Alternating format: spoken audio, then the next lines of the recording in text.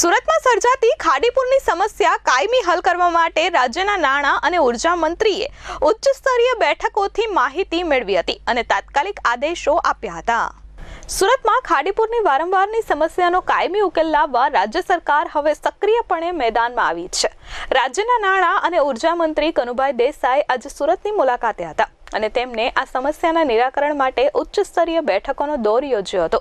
કનુભાઈ દેસાઈએ સુરત પહોંચી એક પછી એક એમ 3 બેઠક યોજી હતી। આ બેઠકોમાં ખાડીપુરની સમસ્યા કાયમી ધોરણે દૂર કરવા અધિકારીઓ, સાંસદ સભ્યો અને ધારાસભ્યો સાથે વિગતવાર ચર્ચા કરી હતી। સતત ખાડીપુરની સમસ્યાને ધ્યાનમાં રાખી તેમણે આજે હાઈ લેવલ મીટિંગ કરી હતી, જેમાં સુરત મહાનગરપાલિકા, સુરત અને ગ્રામ્ય પોલીસ, સિંચાઈ વિભાગ, મેટ્રો અને રેલવે સહિતના અલગ અલગ વિભાગના અધિકારીઓ ઉપસ્થિત રહ્યા હતા। આ બેઠક દરમિયાન ખાડીપુર સંબંધિત એક વિસ્તૃત પ્રેઝન્ટેશન પણ રજૂ કરવામાં આવ્યું હતું। રાજ્યમંત્રી કનુભાઈ દેસાઈએ આ પ્રેઝન્ટેશનને ધ્યાનપૂર્વક જોયા બાદ મહત્વપૂર્ણ નિર્ણયો અને સૂચનાઓ આપી હતી।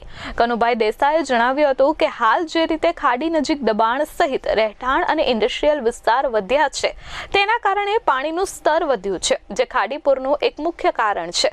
તેમણે ઉમેર્યું કે ખાડીપુર રોકવા લાંબા ગાળાનું આયોજન કરવામાં આવી રહ્યું છે અને આ માટે અલગ અલગ એજન્સીઓની પણ મદદ લેવામાં આવશે।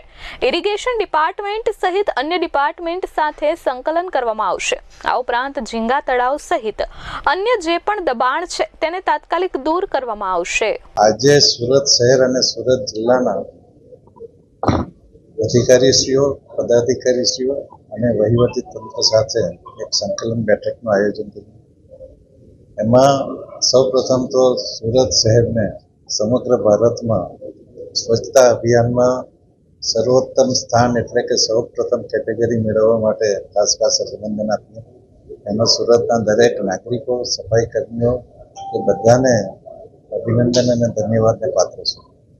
સુરતમાં વરસાદના લીધે તેમજ જે આપણા પુલો છે એની સ્ટેબિલિટી અંગેની ચર્ચા કરવામાં આવી અને લાંબા ગાળાના આયોજન તરીકે આપણે નદીના પાણીને કેવી રીતે અટકાવી શકીએ અને કેવી રીતે એનો નિકાલ કરી શકીએ એ માટે લાંબા ગાળાના આયોજનનો વિચાર કરવામાં આવ્યો।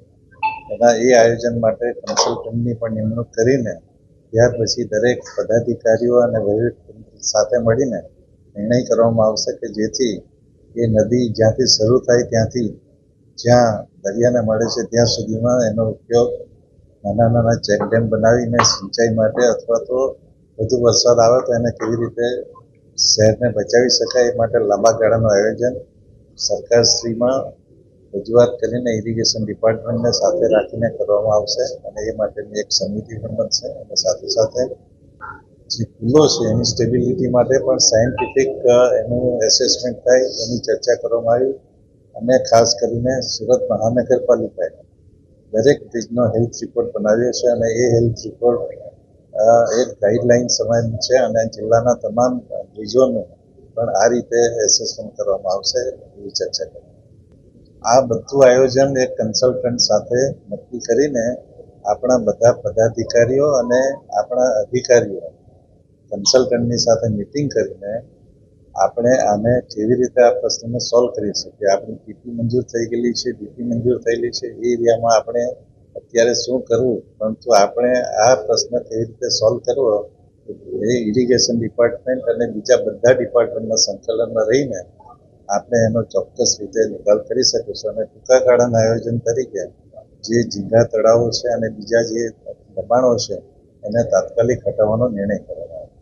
તો આ બહુ લાંબા ગાળાનું આયોજન છે। ટૂંકા ગાળાના આયોજન તરીકે ઝીંગા તળાવ અને બીજા જે નાના દબાણો છે એ દૂર કરવામાં આવશે, પરંતુ આ સુરત માટે એક લાંબા ગાળાનો પ્રશ્ન છે, સુરતની સમગ્ર જિલ્લા માટે।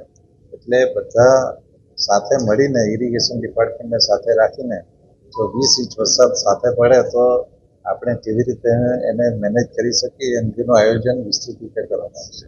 જો આપણે પહેલાં પણ સુરતમાં ફ્લડ આવતું હતું, આપણે સુરતના ડેમના પાણી રિલીઝ કરવાનો પણ પ્રશ્ન આવતો હતો, હવે એ સાયન્ટિફિક રીતે કરવામાં આવ્યું છે। આ રીતે જ હવે પછીનું જે આયોજન છે આ ખાડી માટે એ આયોજન પણ એ રીતે કરવામાં આવશે। Bureau report S24 news, Surat.